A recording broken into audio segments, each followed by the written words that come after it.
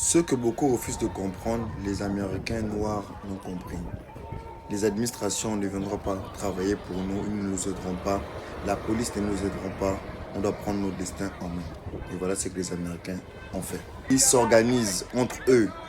Ils se protègent entre eux. Ils font des maraudes entre eux. Ils aident les autres frères. Et c'est justement ce système-là aussi qui doit être partout dans le monde entier.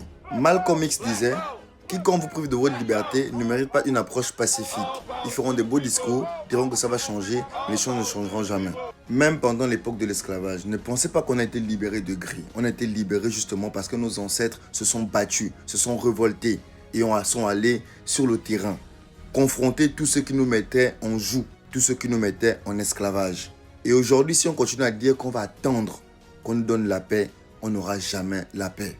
Nous devons nous unir. Nous devons trouver des solutions à nos problèmes, car personne d'autre ne fera ça à notre place.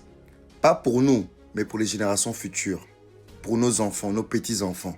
Famille, unissons-nous et travaillons ensemble afin de faire changer les choses. On n'obtient pas la liberté pacifiquement. La liberté n'est jamais préservée pacifiquement.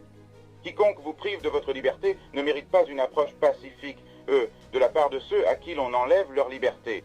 La seule façon d'obtenir la paix, c'est d'éliminer ces injustices. Et l'homme blanc américain ne va pas les éliminer. Il va tenir de beaux discours, mais il continuera tout de même à commettre ces actes inhumains.